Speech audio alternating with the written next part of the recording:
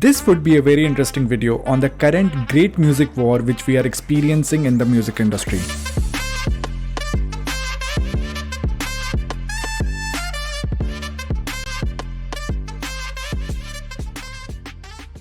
Spotify as a music platform is by far the most popular audio streaming service on planet Earth. While businesses and startups were closing during the pandemic, Spotify stocks surged by more than 70%. If you look at the numbers game, then you would realize that on one hand where Applemusic has just 72 million premium users, on the other, Spotify has over 433 million users as of today. The other competition is not even close. So Spotify is at the pinnacle when it comes to the music industry and outperforms all the other providers. You would have to agree that whenever you have used Spotify, the playlist and the recommendations are awe-inspiring and the overall experience has been remarkable, phenomenal and spectacular. Having said all that, unfortunately, Spotify in today's business scenario is in danger. On one hand, while the company is experiencing acute losses, on the other, giants are entering into the music streaming industry. Spotify, officially or unofficially, is on a business war. And what we are witnessing today is arguably one of the most epic business war in the entire history. Now, before I move on and break down this epic business story for you, I just wanted to say, do subscribe Alphause for similar brand as well as business stories, case studies and resources, especially if you're an entrepreneur, a solopreneur, a content creator, small or medium business owner, a student or anyone who is a hustler, then you have hit home because we cover free and new business content just for you all. So hit the bell icon because whenever a brand new story is out, you do get notified instantly. Now, if you pay close attention, you might be able to capture some phenomenal businesses insight which you can leverage for your own business and startup. Most crucially, if you are an investor, then this music streaming war would be really crucial to make better investing decisions. So the question is, what exactly is this music war? And most importantly, as business stakeholders and students, what are the business lessons which we can capture and learn from this incredible business case study? Well, the music industry revolution dates back to the 1990s. From the year 1984 to 1999, CDs and cassettes were the ultimate source of distribution of music, and this made millions and billions of money for musicians as well as record labels. During the 1990s, internet started becoming mainstream, which eventually resulted in the rise of computers in the American household. Well, this is the perfect synergy of connectivity and technology, that is, the internet and computers. And if you take a step back and take a close look, then you would realize that whenever this golden synergy takes place of connectivity and technology, then a new wave of businesses emerges. In 1999, a similar business took birth which revolutionized and changed the status quo of the music industry. It was called Napster, which Sean Fanning and Sean Parker founded. To put it into a layman terms, Napster was a music service very similar to Torrent, which allowed users to download MP3 music files for free and share it with their friends and family who paid $20 for a music album. This innovative and unique invention was a disruption in the making which shook the foundation and changed the entire music industry. In a span of just few months, Napster had 4 million song downloads, and within a year, this number fostered to 20 million users. Initially, a lot of people just ignored this and it didn't seem to them as a huge deal. Yet, in a few more months, Napster exploded even further and the number of users surged to 60 million by the year 2001. And it was at this point when the record label companies started to realize the dent which Napster had made in the industry and to their overall profits as their stores were closing and losing a hell lot of money. When it was computed, to everyone's surprise, including the record label companies, they had incurred a loss of more than 100 million due to Napster. That's the moment when hell broke loose for Napster. They got multiple lawsuits and Napster was forced to pay millions of dollars to creators, artists and record label companies. Eventually, Napster was forced to shut down its business. It was a relief for many stakeholders in the music industry and everyone believed that piracy would end now and everyone would go back to the good old days of CDs and cassettes. But as Napster left the market, one particular thing happened, that there was a paradigm shift. The consumer behavior changed so drastically that a majority of people didn't go back to the CDs at all. The CD stores continued to close and more piracy websites started filling the void what Napster had left. Companies continued to incur millions of dollars of losses as people wouldn't pay $20 for every music album. The artists and music label companies desperately started exploring for an alternative for their distribution system to be in place. And while all of this drama was going on, one man observed all of this silently. And as Sun Tzu quoted, "In the midst of chaos lies an opportunity." This man became the opportunist on this chaos, and this man was none other than the visionary and inspirational Steve Jobs. He initiated and invented a solution which people got extremely and incredibly cheap music, as well as to give the record label folks a robust and non-piratable distribution of their music. This was a win-win for every stakeholder involved, and this solution was the iconic iPod, and the rest is history. iPod was the second revolution in the music industry. Well, on one hand, the record labels again started to make millions of dollars, and on the other, everyone fell in love with the iPod.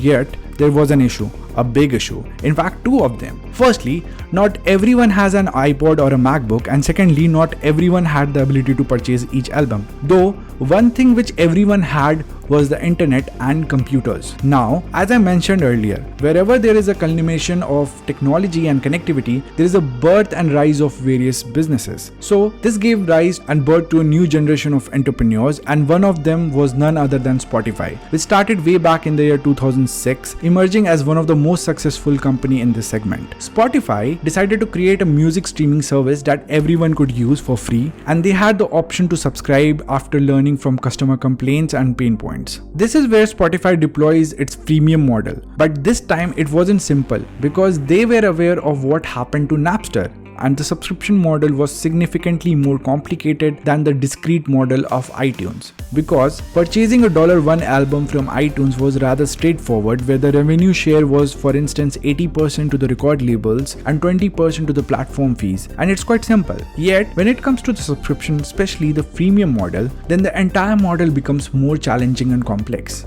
Yet, dedication and constant persistency paid off, and Spotify founders Daniel Ek and Martin Lorenzen spent a freaking $9.8 billion between the year 2006 and 2008 to merely ensure that they legally get the music rights, and they eventually built the freemium model for music to be more easily accessible for everyone. Then, what we experienced was the third wave of music revolution, where anyone and everyone can listen to unlimited songs for free, and that too legally. As a matter of fact, Spotify exploded like crazy, and it became a market leader with the most amount of paying customers and subscribers. Yet again, with this in place, there were three major business problems. Number one was the ad revenue, which was not enough to pay all the creators, as very few users became full-time subscribers because the music was free. Number two, Spotify was not making enough money. In fact, the business incurred an enormous and tremendous loss as it rose to become the number one music streaming company in the segment. Number three, and most importantly, the creators were not satisfied with what they were getting paid. Due to an incompetent pay, creators like Taylor Swift and Adele broke up with Spotify. This eventually led to a series of troubles for Spotify from the creators' end. Spotify was badly cornered because of all of this, and on top of that, there were millions and millions of freebie-loving customers. As a result, Spotify was forced to run numerous ads, which was the only strategy for Spotify to convince its freemium-loving customer base to subscribe to their paid version, which was Spotify Premium. And this is exactly where two more technology giants decided to enter the music streaming market: Apple and Google,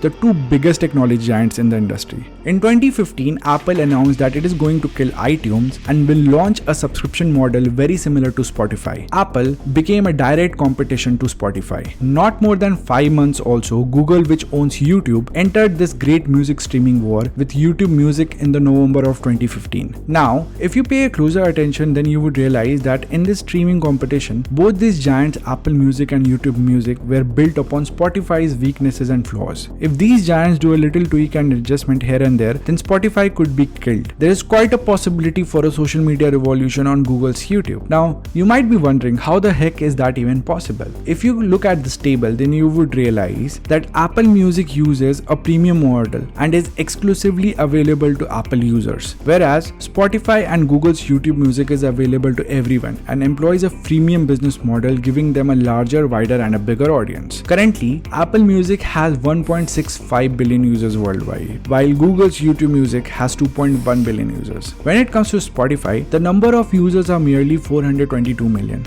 But where they shine as a platform is number of paid users. On one hand, where Apple Music has merely 72 million users and YouTube Music has barely 50 million users, the number of premium users in Spotify are 182 million, which is huge, and this can be credited to their accessibility to both Apple and Android phones. The unique selling proposition for Spotify is their user interface and user experience. Their brilliant playlist and podcasts, which are completely integrated within the application, does give them their X factor. Similar to what Netflix is for movies, documentaries and shows, Spotify is for music, podcasts and playlists. Spotify is implementing a very similar strategy like Netflix to sign up with creators like Joe Rogan, Armchair Expert with Dax Shepard, Call Her Daddy, to become Spotify exclusive. Having said all that, Apple and Google both have their podcasts, which are currently separated. Google's YouTube has Google Podcast and Apple has its own Apple Podcast. Now,